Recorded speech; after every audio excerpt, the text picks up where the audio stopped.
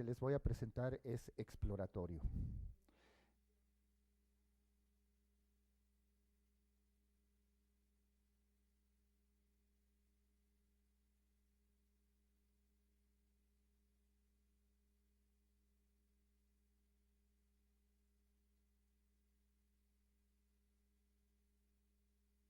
Entonces es una presentación que tiene un carácter exploratorio. Y en este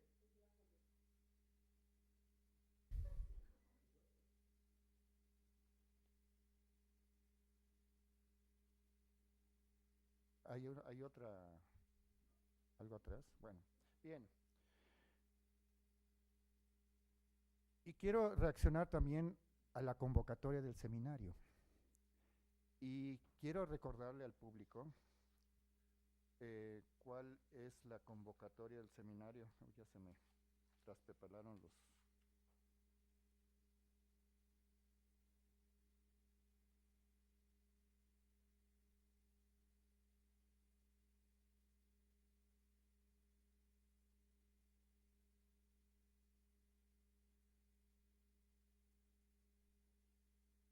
Bueno, bien.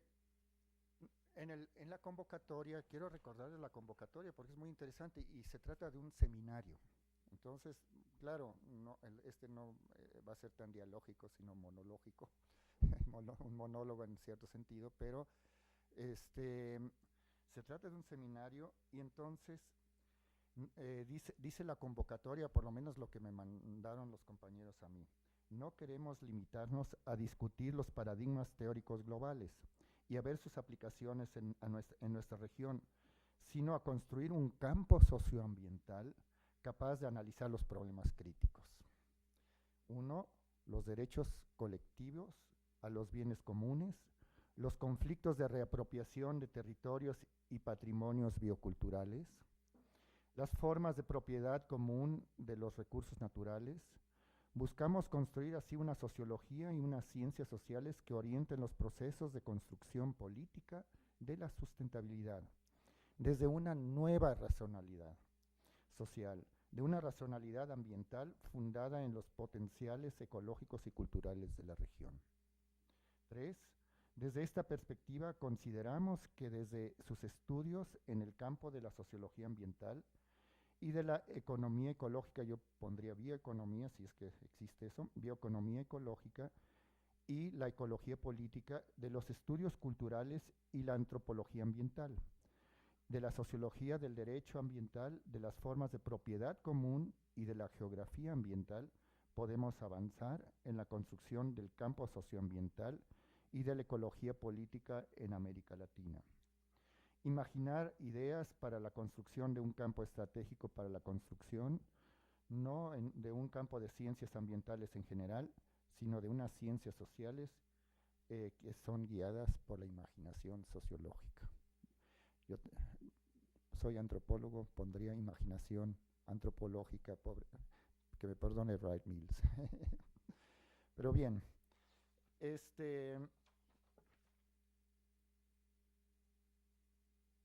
y era, como somos seminario, estamos en seminario, quisiera comenzar en donde nos dejó picados Enrique Leff la vez pasada. Nos dejó picadísimos, porque nos dijo lo siguiente. Perdón, Enrique, si es que no te cito correctamente, pero escribí como loco, y entonces a lo mejor no está tan elegante como tú lo dijiste, pero lo dijiste muy elegante. Nos dice Enrique Leff que se trata de atraer la teoría de la complejidad de la posmodernidad y territorializarla a la política del sur. Una política de la diferencia, de la ontología de la diferencia del pensamiento y de la otredad. Lo que aquí se juega es la capacidad de la sociología de mirar lo otro, empezando con la vinculación distinta con la naturaleza, pensando también en las raíces de la problemática socioambiental, no solo desde el potencial ecológico, de pensar una sociedad negentrópica que no es visible desde el norte. En el norte no ven que la idea de la negentropía es fuente de la creación de la riqueza desde la diferencia desde la diversidad cultural y de la reapropiación de la naturaleza. La intención de descolonización del saber y la construcción de la filosofía de la vida, la del vivir bien aymara, es solo una manera de ver los pensamientos de los pueblos del sur que reclaman su derecho de ser tradicional, el derecho de ser indígenas en su hábitat, desde el hábitus y desde el humus de su tierra. Vaya, qué bonito lo dices. Desde el humus de sus tierras, de sus mundos. Es una dinámica cosmopolita del ser tradicional desde la reinvención de sus identidades. No se trata de volver atrás, nos sigue diciendo Lev. En este mundo de ser indígenas, esta complejidad ambiental, lo que está vivo son los procesos de descolonización del saber. Mundos de vida diferente, desde la reapropiación de sus territorios y de sus identidades. En esta lucha de poder, por la definición de la sustentabilidad, está implicada la definición de la vida misma y de la reapropiación de la vida en el planeta, hacia la cual tenemos que encaminar la imaginación sociológica, yo diría antropológica también. Esta explosión de ideas hay que atraerla a un diálogo de saberes entre los movimientos sociales y la academia.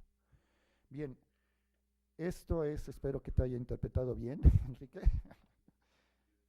Al pie de la letra, bien. Bueno, y aquí tienen en el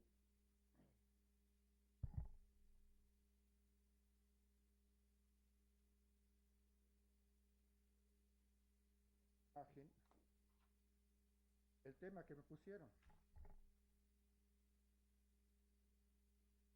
Me dije que sí.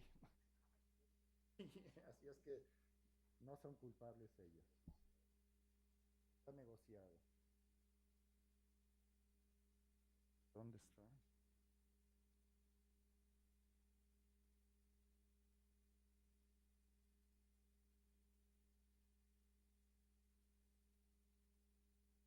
¿Se escucha?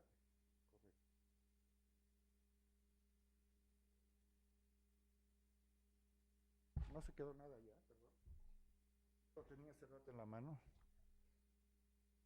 Ah, no, aquí está, frente a mí. Así es esto. Disculpen. El tema propuesto hacia una sociología ambiental para la apropiación social del patrimonio biocultural en América Latina. Por supuesto es preguntar, es pertinente preguntar sobre una sociología ambiental como tal o qué campos de lo ambiental se desenvuelven en conjunción entre las ciencias sociales y ambientales, y en específico desde la antropología social o de las llamadas etnociencias, etnología, etnoecología, etnobotánica, etcétera, en América Latina. Ya en esta aseveración primera nos topamos con las primeras dificultades. Cuando pensando preguntamos, ¿qué hacemos pensando? Y es que hoy en día la pregunta que nos hacemos debiera ser, ¿desde dónde hacemos los encuadres epistemológicos para pensar la realidad? ¿Desde dónde? Y esto es lo que vamos a tratar de resolver en esta ponencia. La segunda cuestión sería, ¿necesitamos recurrir a la imaginación sociológica, en nuestro caso de manera reducida, yo diría imaginación antropológica, para generar nuevas categorías y aprender así las relaciones y dinámicas sociales complejas en nuestros países? ¿Necesitamos nuevas categorías o bastan las que tenemos utilizando? ¿Y quién? Nuevas categorías y así aprender las relaciones y dinámicas sociales complejas en nuestros países. ¿Y quién las aprende? Esta última pregunta ya no puede ser respondida si no se caracteriza la ubicación de quién interroga y con quién se trabaja. Cuando interrogamos sobre el concepto de patrimonio biocultural, que es un nuevo concepto, patrimonio biocultural, tenemos que referirnos evidentemente al campo de estudio, yo diría, de la relación natura-cultura. Y este campo o campos tiene como reflexión distintas ontologías. de la naturaleza según distintos sujetos sociales, si hemos de retomar a De Scola respecto a sus 4 ontologías de la naturaleza, por ejemplo, 3 premodernas y una moderna. Pero si hablamos de premodernos, ¿qué son los modernos? ¿Qué somos nosotros? Y desde el punto de vista de la etnografía, se analizan los modernos, preguntaría Latour. ¿Podemos ser etnografía desde los premodernos, una etnografía de los modernos? Pregunta Latour. ¿Qué tal si analizamos a los modernos desde los premodernos? Encontraremos muchos supuestos invisibles que cimentan la tecnología encubierta de ciencia. Y esto viene de, ya nos aclaramos esto desde el proyecto Manhattan, desde la bomba atómica, en donde los científicos estaban resolviendo el problema técnico y no se preguntaron sobre la ética de construir una bomba atómica. Y entonces, esos eran los invisibles al construir la bomba atómica. Los invisibles, los de los científicos, que en la ciencia pura, que tendría que ser neutral. ¿Y eso qué pasa con la biotecnología? Igual.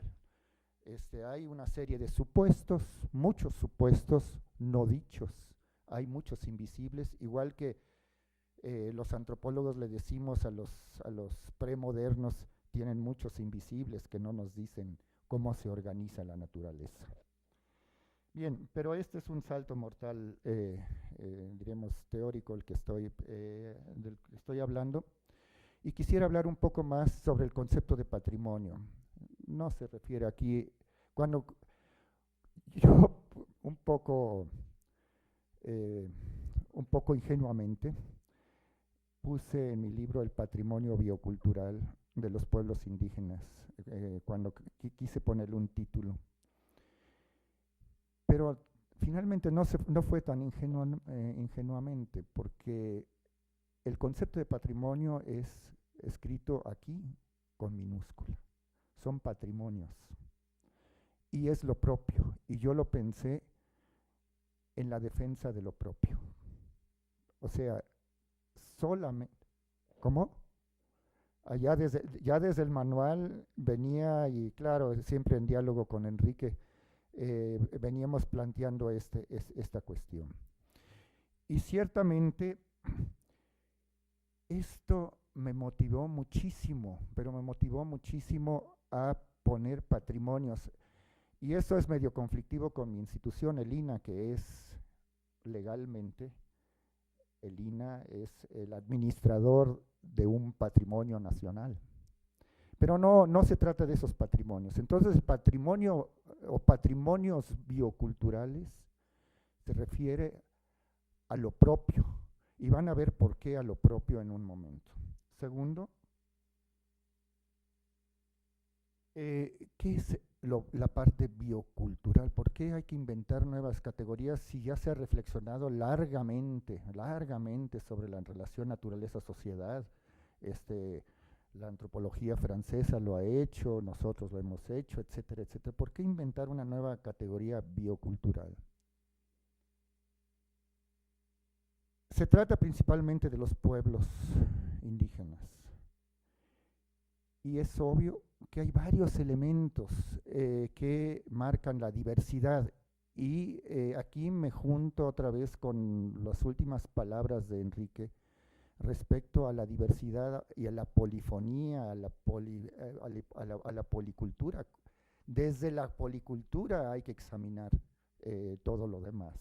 Y justamente esa policultura no es simplemente cultura escrito con mayúscula o minúscula, sino está íntimamente relacionado con esa relación naturaleza-sociedad.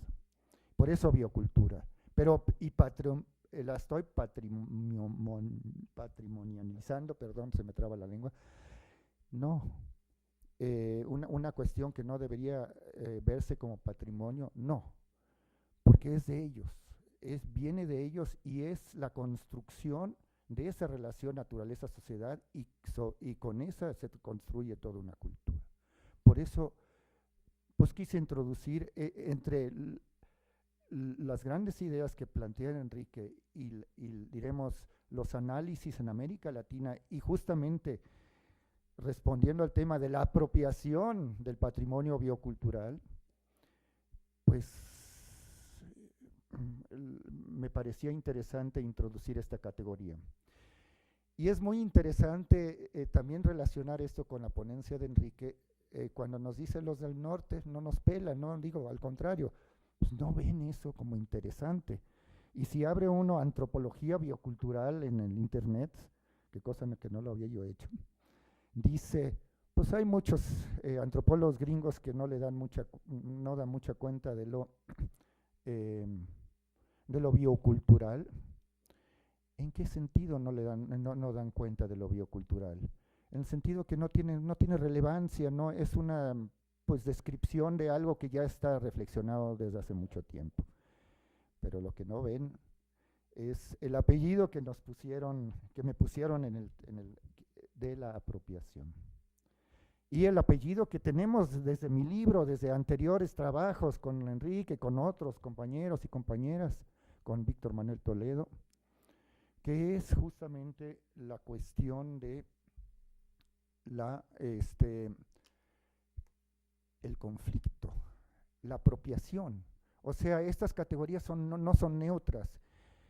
Sin embargo, hay una cosa que me gustó mucho de la antropología norteamericana, que lo incorporé muchísimo, pues no sé si la norteamericana se puede hablar así, del libro de la compilación On Biocultural Diversity. Me gustó muchísimo, Linking Language with Culture and Nature, algo por el estilo, en Biodiversity, algo por el estilo. Y me gustó mucho porque tienen varios elementos que nos interesan y que estamos discutiendo incluso con los lingüistas aquí de nosotros mismos, que es que la diversidad se puede calificar en México, por lo menos y en América Latina, con la multiplicidad de lenguas que existen. Se puede calificar, se puede ver, se puede analizar. Pues hay lingüistas que dicen que no. Pues no, no se puede medir eso porque la lengua es más o menos neutral. Más bien son las relaciones sociales. A mí me interesa mucho decir qué características. Eso puede a lo mejor hablarse de lengua así en abstracto y en general, de lenguas en abstracto y en general. Pero lo interesante, relacionando biocultura con las lenguas indígenas, es que podemos decir que son lenguas endémicas y que se construyen de manera diferente de que se construyeron las lenguas nacionales. Y son lenguas endémicas y tienen además un apellido, yo creo, junto con estos análisis que hacen en este libro, que estas lenguas endémicas son filosofía práctica de una relación entre la naturaleza y sociedad. Filosofía práctica, son el portador de esa filosofía práctica. Y esa particularidad es la que me interesa destacar en la relación cuando construyo el concepto de biocultural. Por otro lado, ¿por qué se me ocurrió poner patrimonio biocultural?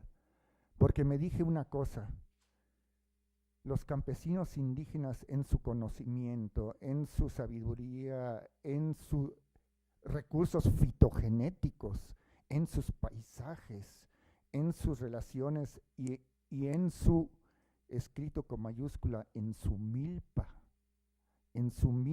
como el sistema agrícola,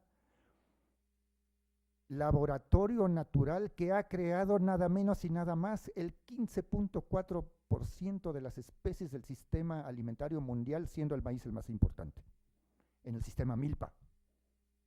Y eso está invisibilizado hoy en día, totalmente, por la política, por los antropólogos, por los etnógrafos esotéricos, etc. Está invisibilizado. Y esto es central del patrimonio biocultural, central, y vamos a ver en un momento por qué.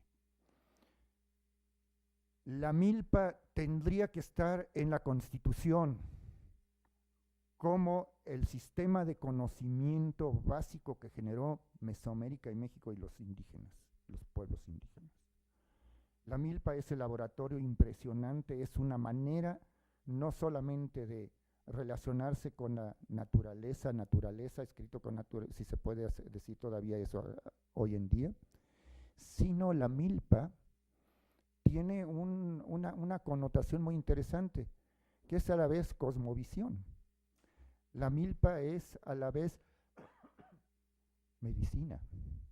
La milpa, cada acto, y al final de la ponencia voy a leerles un texto de Bolón sobre esto, cada acto que se hace en la milpa es a la vez un acto agrícola, un acto agronómico, un acto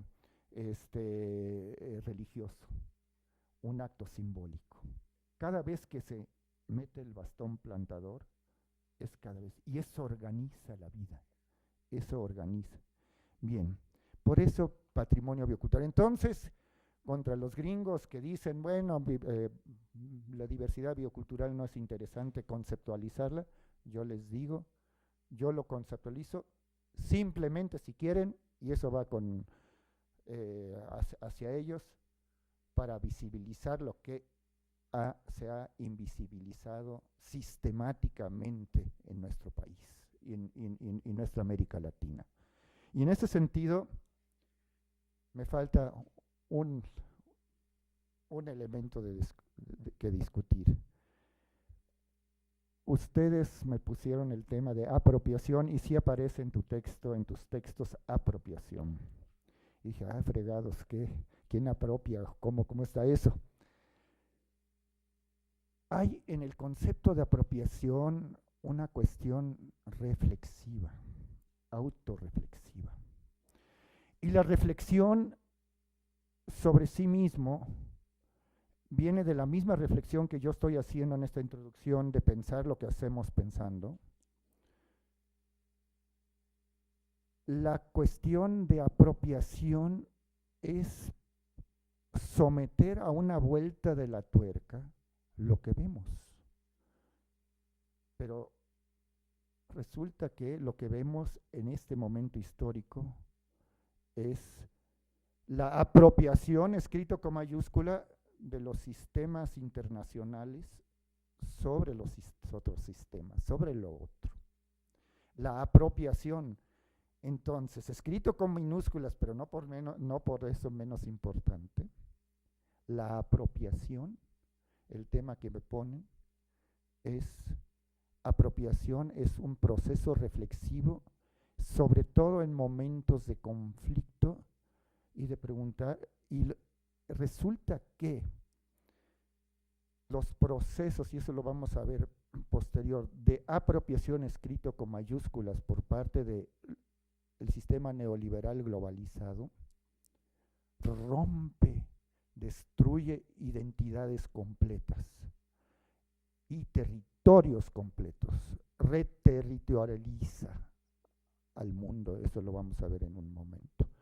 Y en esa reterritorialización tenemos la alternativa también. La gente lucha cuando su identidad es puesta en duda. Cherán hizo sus fogatas y su defensa, sus defensas comunitarias. No me gustaría ahorita meter autodefensas porque está medio chicle eso. Pero las defensas comunitarias, igual que las policías comunitarias, tienen un sustento de aguas. Nos están, en el momento cuando los malosos le dijeron a las mujeres, nos vamos a llevar a sus hijos y nos vamos a ir sobre sus fuentes de agua, en ese momento reaccionaron y se reapropiaron de su territorio. Y qué interesante. ¿Quiénes somos nosotros?, se preguntaron, para reapropiarnos de nuestros territorios. Entonces ahí viene la autorreflexión, y en ese momento se construye con cara al futuro una nueva filosofía práctica, llámenlo epistemología, llámenlo praxis, o a lo mejor a partir de las ontologías subalternas. Bien, esta es la descripción de lo que pusieron y vamos a comenzar. Primera.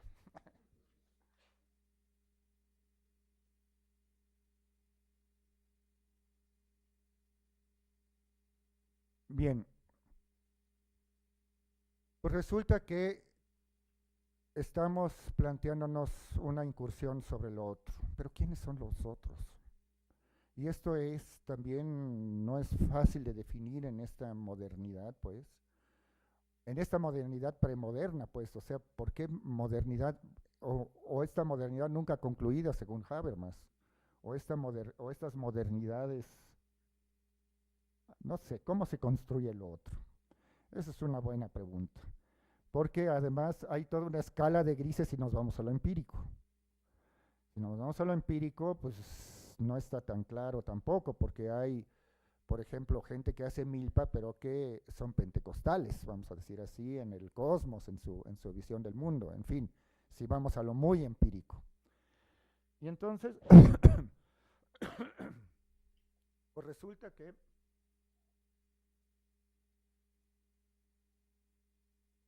pues el 80% de la población mundial no industrializada basa su sobrevivencia en sistemas agrícolas tradicionales, en sus milpas, pues, o sea, sus otras milpas. Y el policultivo, para verlo desde el punto de vista agrícola, pero eso no es el punto, proveen el 20% de la oferta alimenticia mundial, y aquí no dice una traducción de eso.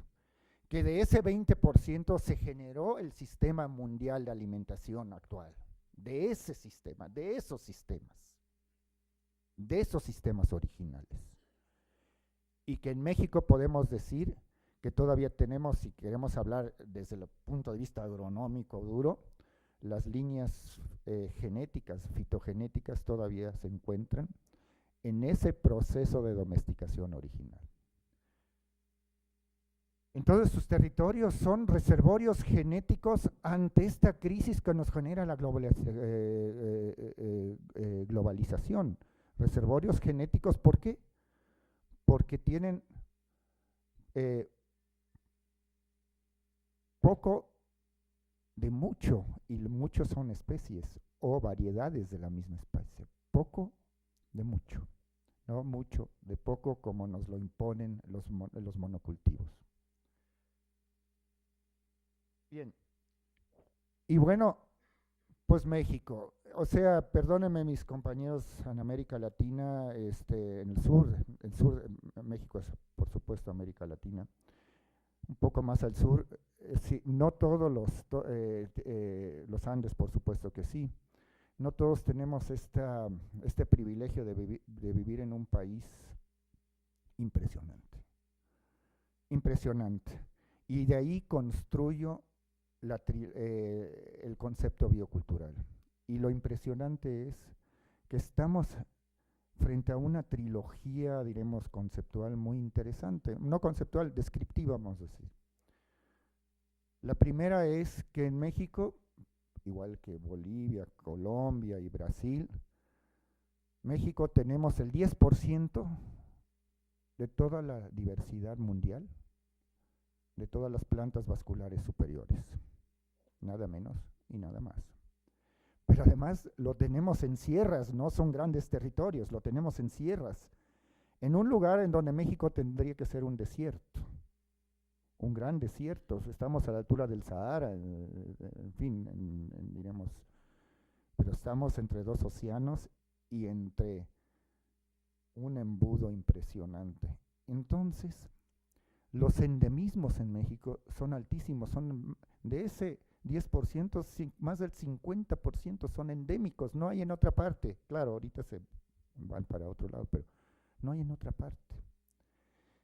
Y en esos se desarrolla una cultura o culturas impresionantes. ¿Me oyen? ¿Está bien la voz? Bueno, una cultura impresionante o culturas impresionantes, que es el segundo gran elemento de esta trilogía, que es, bueno, primero tenemos más de 300 lenguas. Si hemos de hablar más de 300 lenguas que no se inteligen unas que las otras en México. Tampoco muy reconocido. En el INALI ya tenemos avances muy importantes sobre esto. Y si hemos de ver las lenguas como elemento de diversidad, pues es impresionante en un territorio tan chiquito. Pero además, diversidad biológica con diversidad cultural, más un elemento impresionante. Somos centro de origen de la domesticación de la agricultura en el sistema Milpa que decía yo antes. Entonces, este elemento de esta trilogía pues está vigente todavía con densidad histórica, pero está presente en nuestro país todavía. Y justamente yo diría, construyamos la otredad a partir de esta trilogía. Diremos, imaginen una naranja, y lo que vemos hoy como territorios de los pueblos indígenas solamente es la superficie de una densidad histórica impresionante en términos de, a pesar de la colonia, a pesar de las haciendas, a pesar de la... Pero también tuvimos en el siglo pasado un movimiento impresionante de reapropiación de las tierras de estos, la mitad del país son ejidos y comunidades. Y eso es impresionante, es un fenómeno que no tienen en otras partes del mundo. O sea, la administración de la naturaleza, la administración de la biodiversidad está en 105 millones de hectáreas que son ejidos y comunidades, de las cuales 70 millones de hectáreas son de uso común. Y ahí está la diversidad, ahí está la biodiversidad. Y es por eso que me metí tanto a la biología, pues a la diversidad, y por eso mi libro del patrimonio biocultural parece un libro de biólogos. Es muy chistoso, traemos un chascarrillo entre Toledo y yo. Él pues se mete en la antropología bastante, su ecología, su etnoecología, se mete sobre los sistemas simbólicos de alguna manera, y yo me meto a lo contrario, pues. Pero pues es que ya estamos en otro canal, todos pues estamos en otro canal, y no se puede compartimentalizar las aproximaciones científicas. Bien, entonces somos centro de origen y diversificación. Me voy a apurar un poco porque esto va para largo. Miren, con un sistema de información geográfica, desarrollé el primer componente, que son los territorios de los pueblos indígenas. ¿Y cómo lo hice? Porque eso es con información geográfica. Bueno, utilicé la autoadscripción como uno del Censo de Población 2000, que le preguntaron a la gente, ¿qué lengua habla usted? Y resultaron más o menos aproximadamente 7 millones de mexicanos que dijeron que hablaban lengua indígena. Pero el censo de 2010 le preguntó, ¿es usted indígena? Y entonces aproximadamente 15 millones de mexicanos dijeron que son indígenas. O sea, cambiando la pregunta, se cambian la composición histórica, es increíble. Yo creo que sí ha habido un etnocidio desde el HLI, o sea, hablantes de lengua indígena 5 y más, pues ya había un etnocidio de 0 a 5 años, pues, etnocidio estadístico, pues.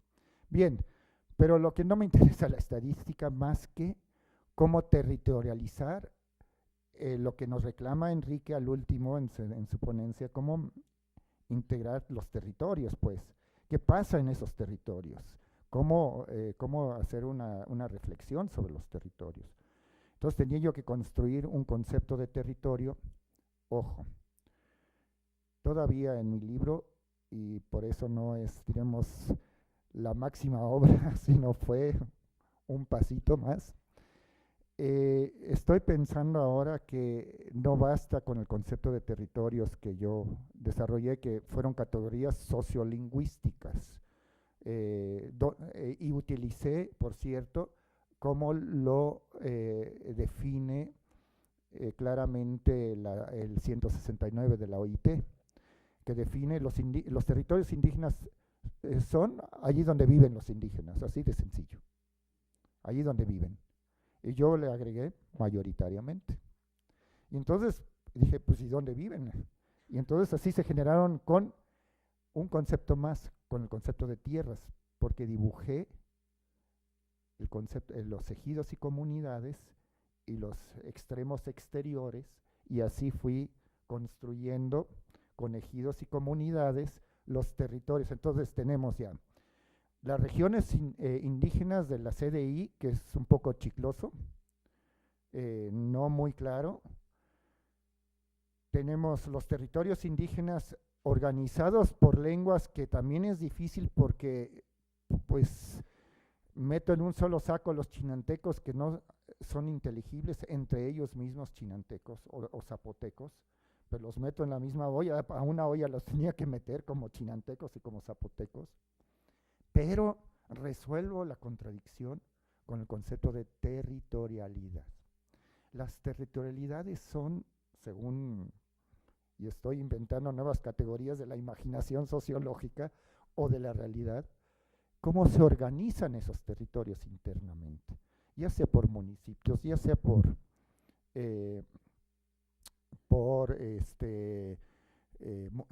municipios, por comunidades, por grupos de municipios o por grupos de comunidades, o bien por territorios, como lo hacen los caracoles zapatistas. Y entonces ya tenemos vinculadas estas categorías: tierras, territorialidades, territorios y regiones, en donde podemos trabajar. Y vamos a trabajar con estas categorías. Bueno, aquí en esta imagen tienen unos confetis increíbles. Cada confeti es un hallazgo. Los agrónomos utilizan la palabra terrible, accesiones, yo creo que más bien registros, que fueron al campo y registraron un tipo de maíz, o varios tipos de maíz en el mismo punto, y lo metieron al sistema de información geográfica. ¿Cómo lee el antropólogo cada confeti, cada punto? El antropólogo lee que el confeti es la superficie de una densidad histórica, es la creación incluso de recursos fitogenéticos exclusivos de los pueblos indígenas.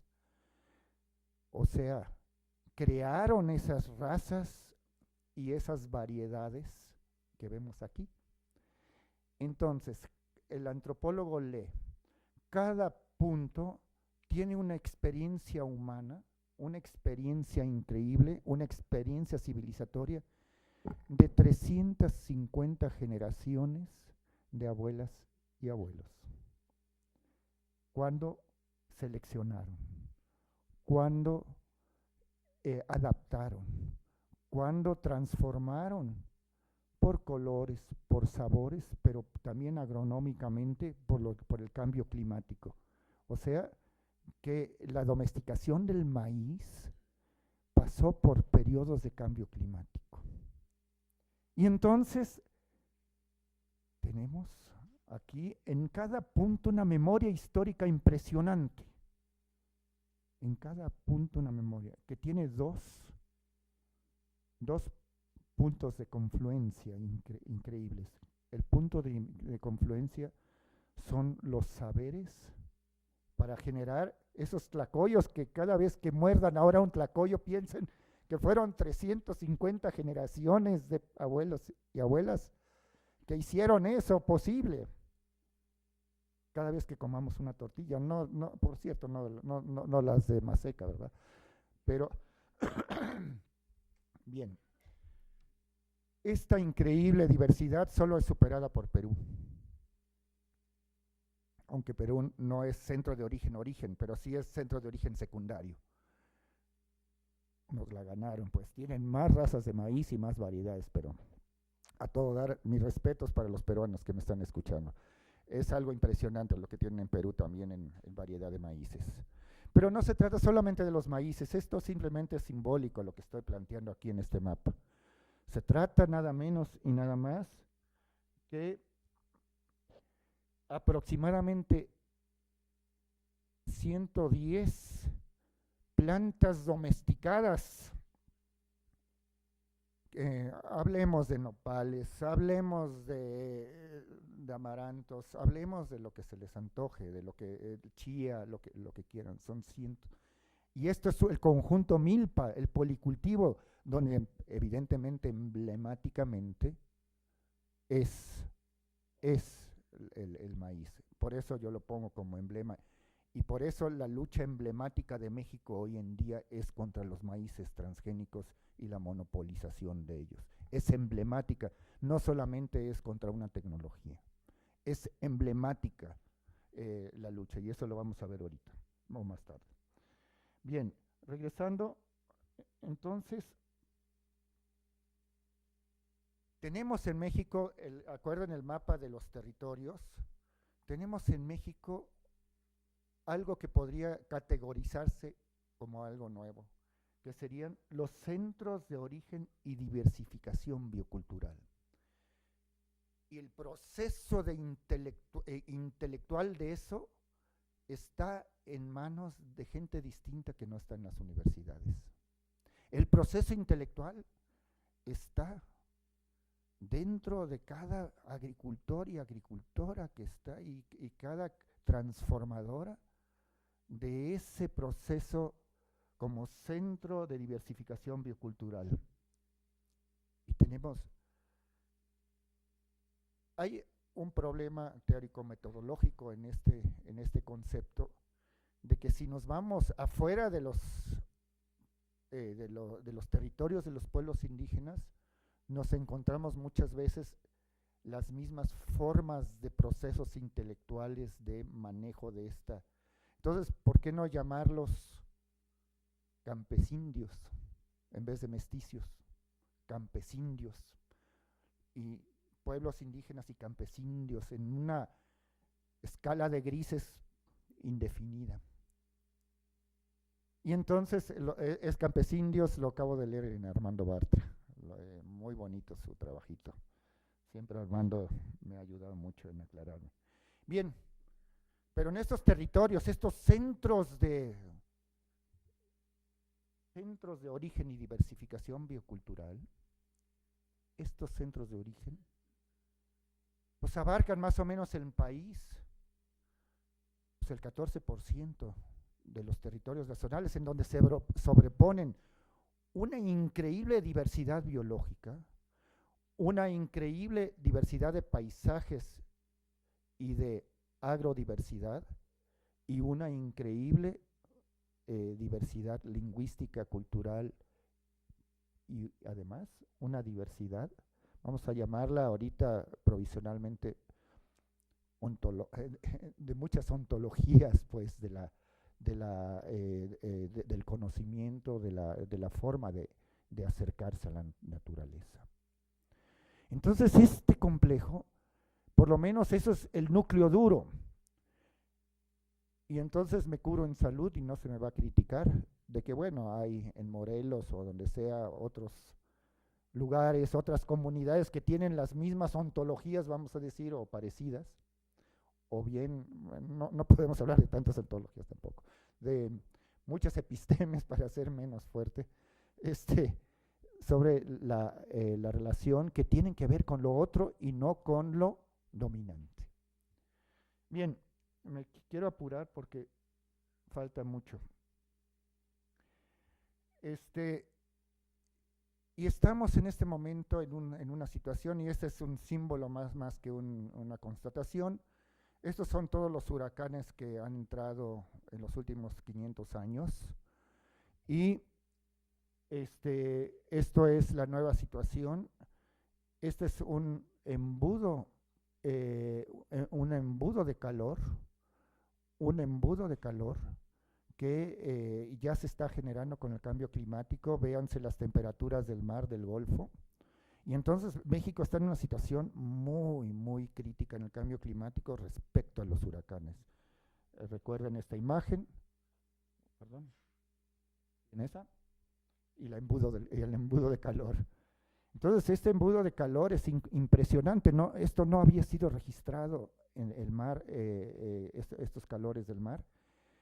Pero les pregunto, ¿y a dónde van a dar los huracanes? Si nosotros hacemos, recorran por favor, ¿a dónde van a parar?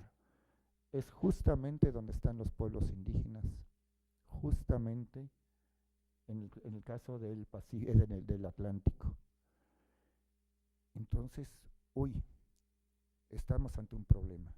Estamos ante un problema simplemente por los huracanes, no por otros, sino por los huracanes, en un problema respecto a los territorios de los pueblos indígenas. Bien, resulta que el concepto patrimonio biocultural se debe de inscribir directamente en la disputa por la nación. En la disputa por la nación, ¿por qué? Estamos en una nueva situación. No ha habido esta situación anteriormente con esta intensidad.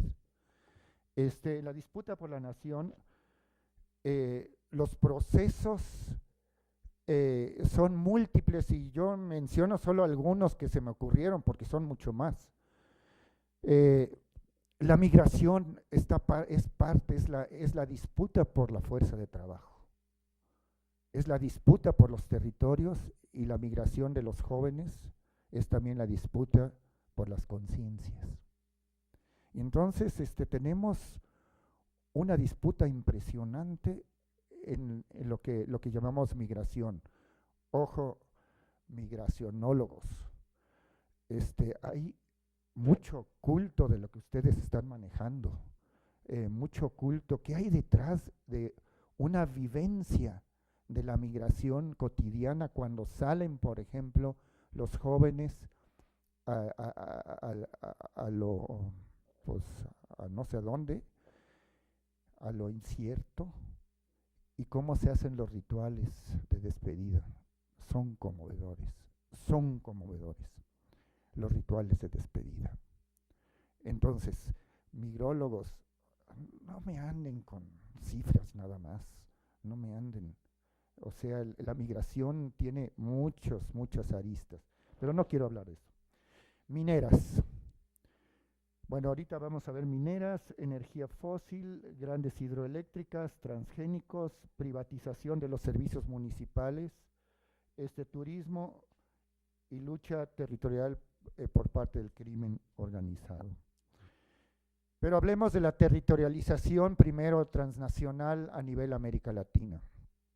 Me encontré con una aseveración de Syngenta. Syngenta es una compañía suiza, Ciba-Geigy, no sé cuántas se juntaron, y me encontré esta expresión: República Unida de la Soja. ¿What? Pues lamento decirte, querido Gilberto, que tu tierra es parte de la República Paraguay, República Unida de la Soja. El norte de Argentina, el sur de Brasil, Uruguay. Ya no existen países. La nueva territorialización, nada más falta, yo le puse abajo, solo faltó poner provincia nueva de China, porque toda la soja transgénica se transporta en forma de aceites hacia China. En la nueva División Internacional del Trabajo. Esos son los nuevos territorios. Entonces, me pregunto, ¿cuáles son nuestros territorios centros de diversificación, centros bioculturales, intelectuales, alternativos? Me pregunto frente a estos nuevos territorios. Y esta es la nueva territorialización mexicana. Esto salió apenas hace unos meses, y es terrible. Los cuadritos, esto es el efecto de la nueva ley de energía. Así se reparte en nuestro país. Los cuadritos son a donde van a hacer fracking. Se llaman ahora asignaciones petroleras, elegantemente, que pues, no tienen ni siquiera reglamentación ni leyes secundarias, pero así ya se están repartiendo el país. Y resulta que sobre muchos territorios indígenas, como lo vivimos ahora en Chicontepec desde hace unos años, el terciario, no sé cómo lo llaman ahora, el petróleo, no sé qué. Resulta que tuve en mis manos hace 2 días la manifestación de impactos ambiental de petróleos mexicanos. Lo pueden ver todavía en su página de la Semarnat, en la Gaceta Ecológica, y es gran parte de los territorios, ¿cuáles? Estos, la Sierra Norte de Puebla. Y entonces aquí tenemos, increíble, tenemos hidroeléctricas, tenemos mineras, tenemos fracking, tenemos, ¿qué más? Por cierto, contaminación transgénica por CONASUP, bueno, lo que era CONASUP, lo que es CONASUP hoy en día. Esto es, y esto se va con las imágenes anteriores, se va sobre los territorios de los pueblos indígenas. Entonces, no podemos conceptualizar, no podemos hacer etnografía, mis queridos compañeros etnógrafos del INAH, no podemos hacer más etnografía como la venimos haciendo. Es etnografía del enfrentamiento, es etnografía de la destrucción, es etnografía de la resistencia.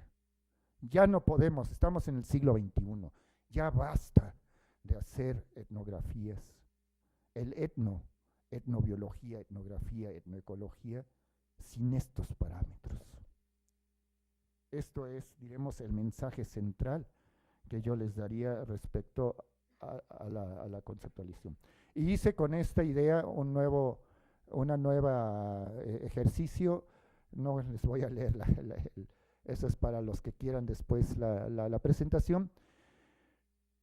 ¿Cuánto de las concesiones mineras, qué porcentaje de esos territorios dibujados abarcan?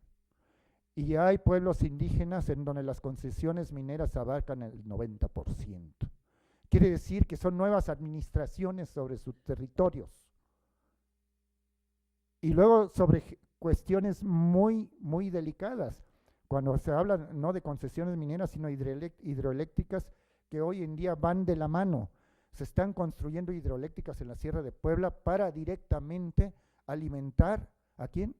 A las mineras y al fracking, que necesitan agua, agua, agua. Por eso Veracruz sería o va a ser uno de los estados más lacerados por el fracking, porque se va a necesitar mucha, mucha agua. Esta es, diremos, la propuesta, pues, el estudio somero rápidamente con el ArcGIS que hice respecto a la sobreposición de mineras con... Pero vayamos más rápido en otras cosas. Así se ve el territorio a nivel nacional, de las concesiones mineras.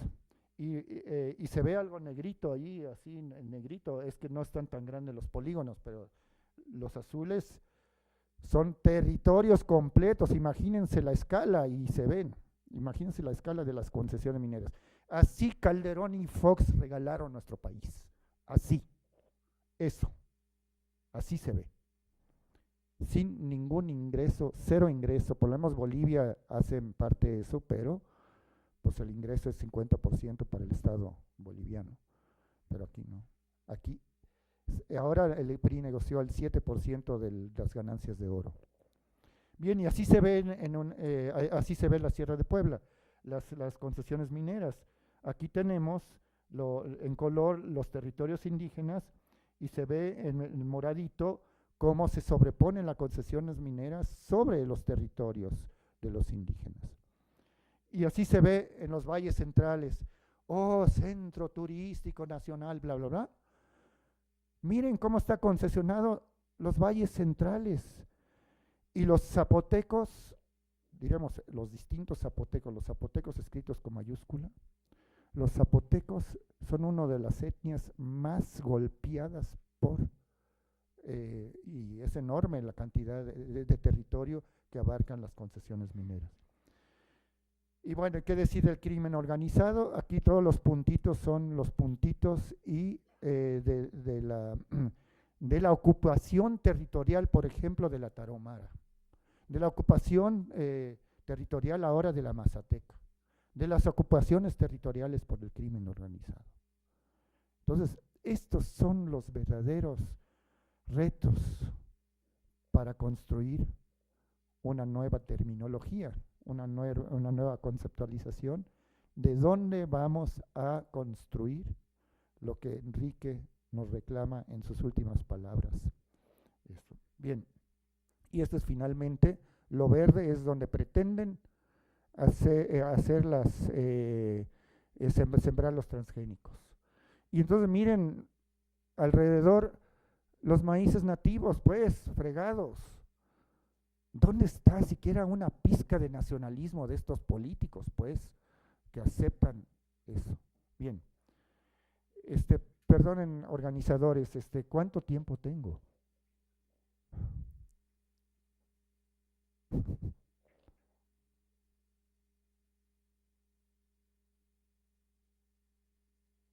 Bueno, bien.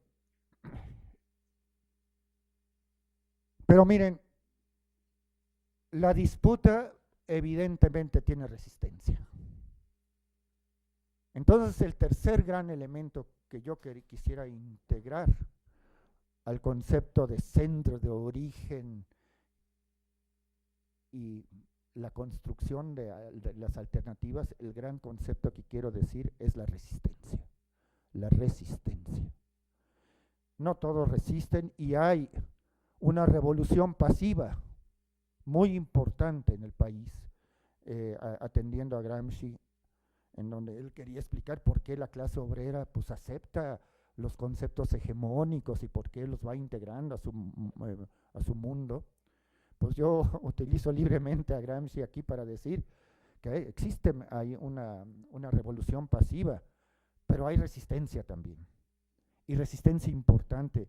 Y los recuentos que nos acaba de ofrecer Víctor Manuel Toledo son muy interesantes en la última jornada, y tiene un trabajo que no está editado, donde hace un recuento impresionante de todos los lugares que ha habido resistencia de distintos tipos, incluso no alternativos, sino simplemente reactivos, movimientos reactivos, simplemente. Pero es que en esos movimientos reactivos, como vamos a ver, se construye la vuelta a la tuerca de una nueva acercamiento a la naturaleza y a la sociedad. Bien.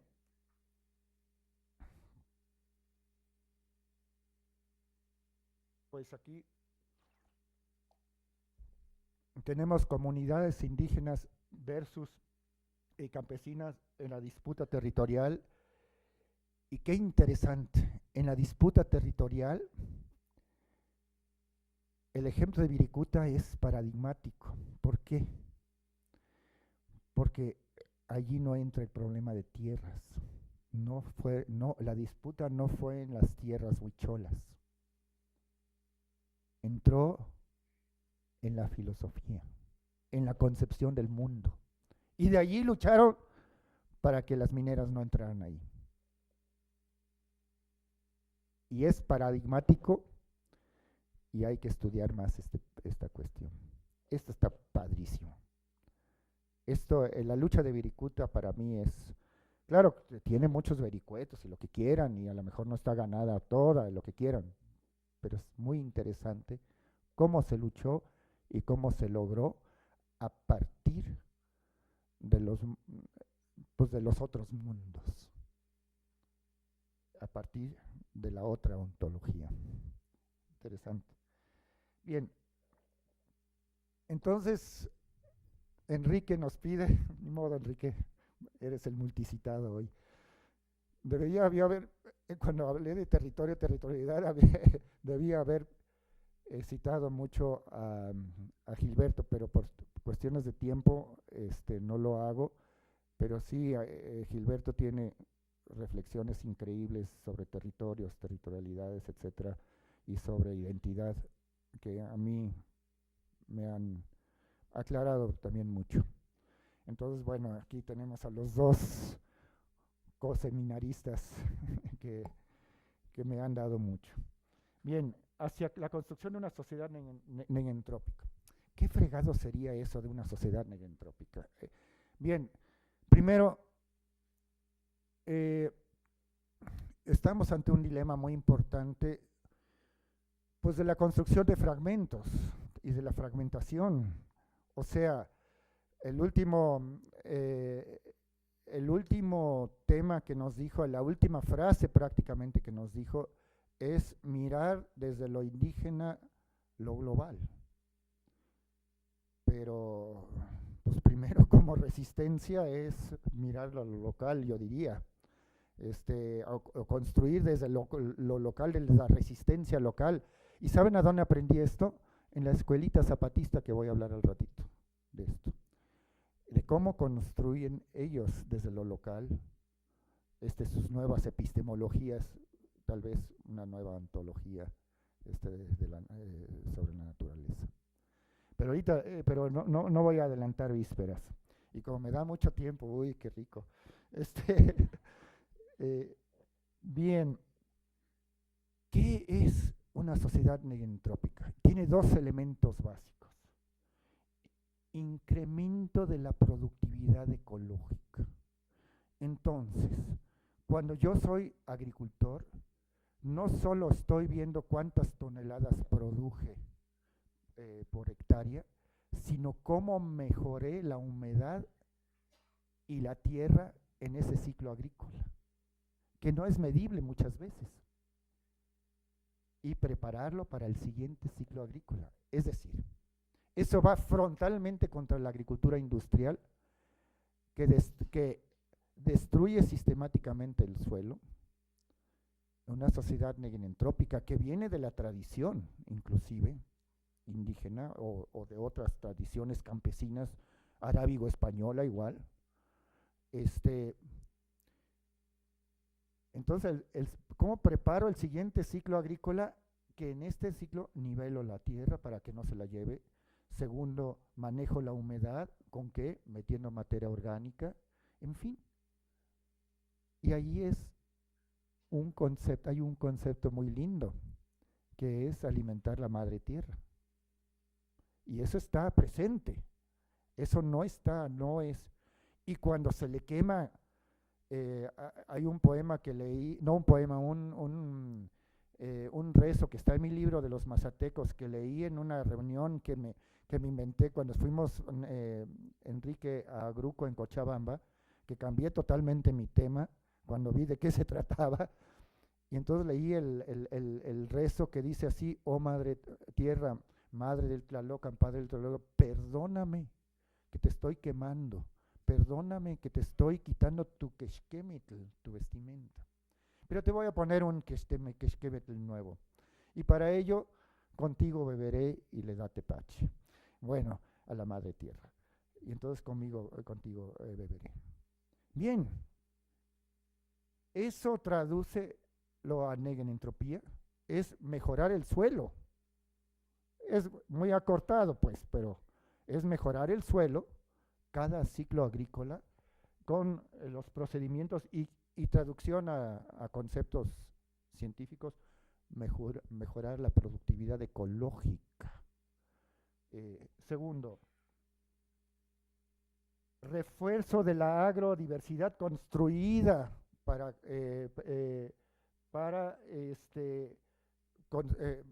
desarrollar la soberanía alimentaria. O sea, en México tenemos un avance impresionante. Tenemos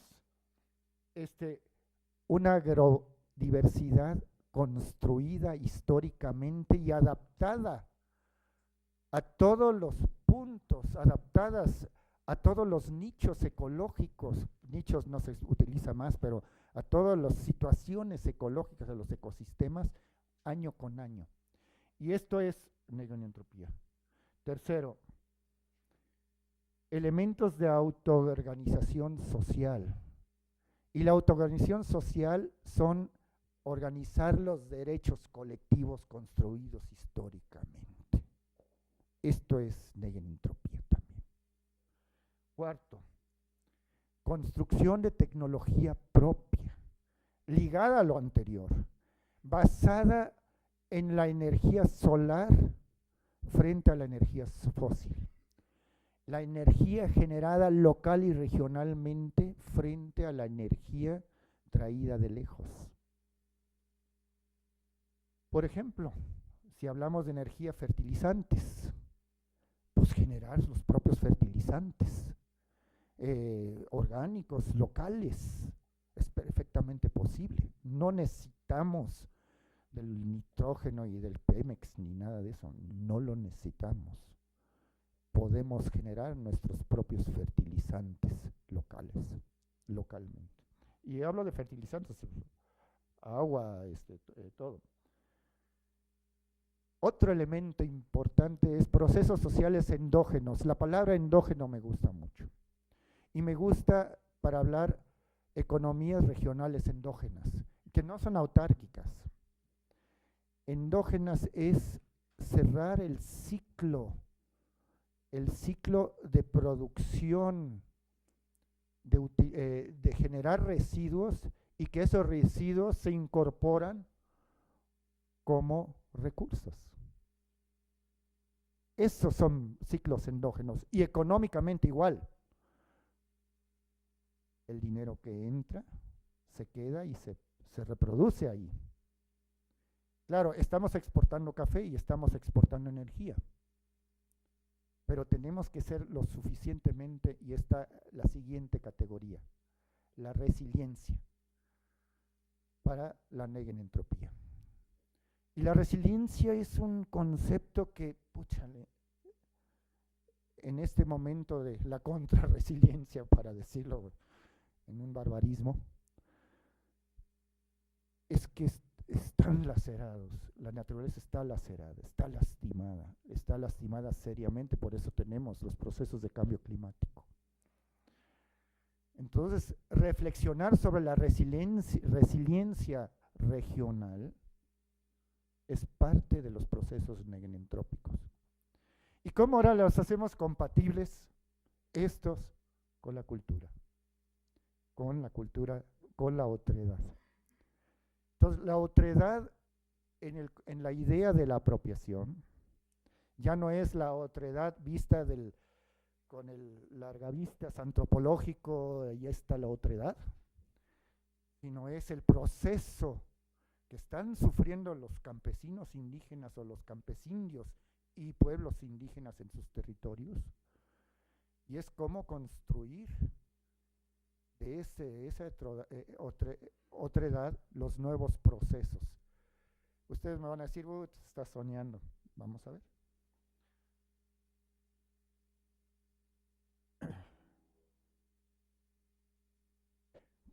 Podemos construir, y nosotros me pidieron que meta yo imaginación sociológica.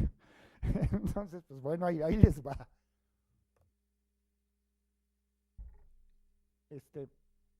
Hacia la construcción de una sociedad neoentrópica a partir de los centros de diversidad biocultural.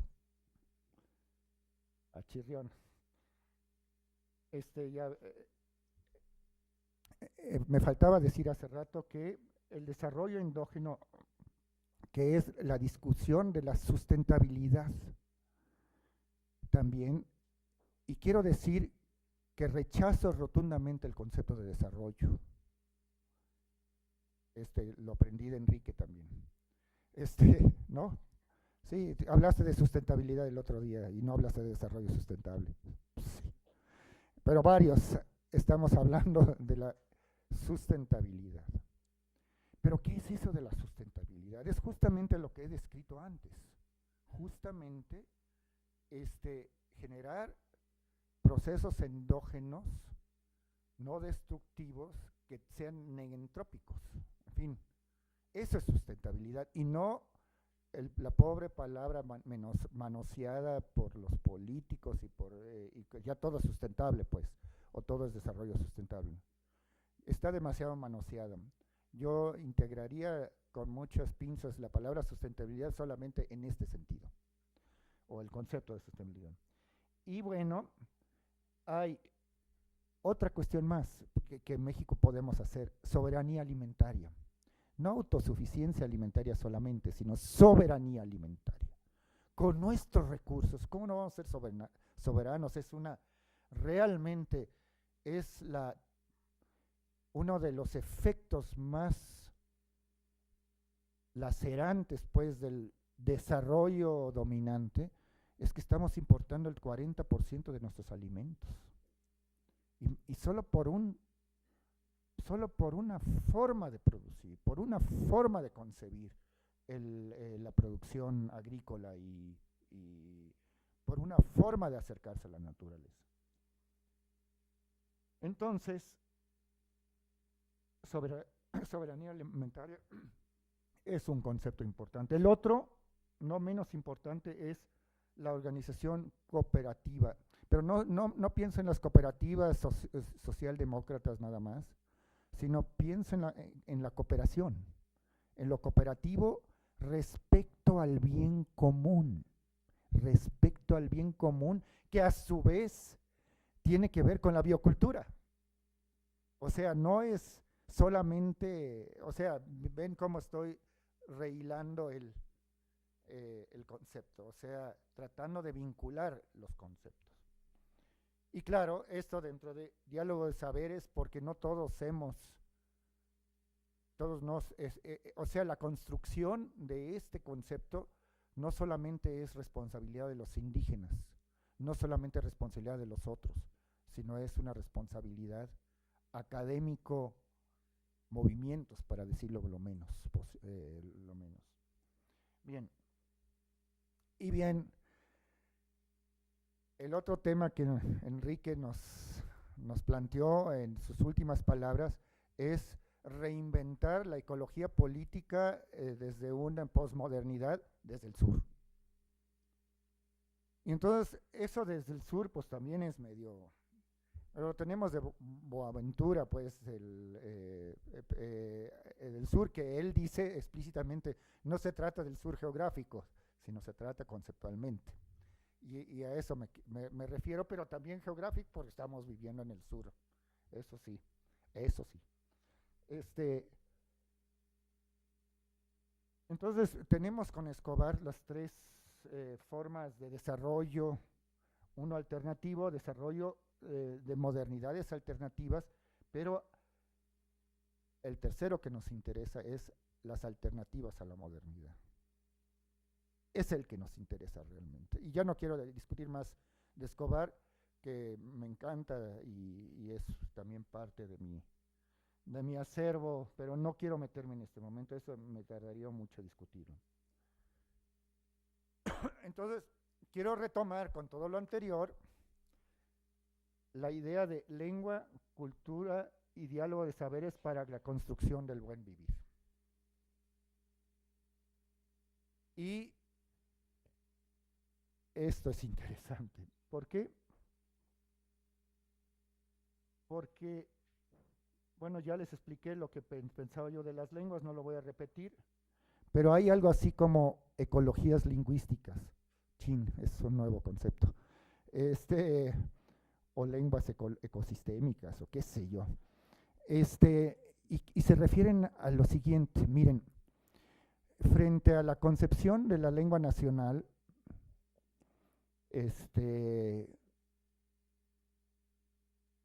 que pues viene de Alemania con Lutero y Francia con la Revolución Francesa, etcétera, etcétera, etcétera, etcétera, y con la literatura. Tenemos las lenguas endémicas, vamos a decirles así, o las ecolenguas, o no sé cómo llamarlas, que describen puntualmente una relación en el qué hacer, en el hacer de los que transforman en paisajes ese territorio. Y paisajes, milpas, etcétera, lo que sea, pues.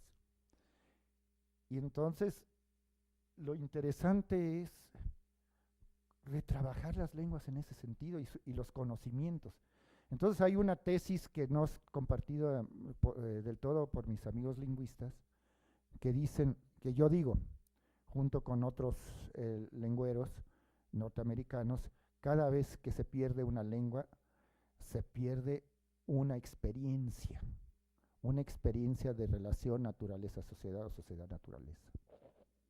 No me lo creen, pero y me demuestran lo contrario con gentes que no hablan la lengua y sí pues interpretan de alguna manera sistemática desde la otredad la naturaleza. Pero yo digo que con la lengua más, con la lengua es más, con la lengua es,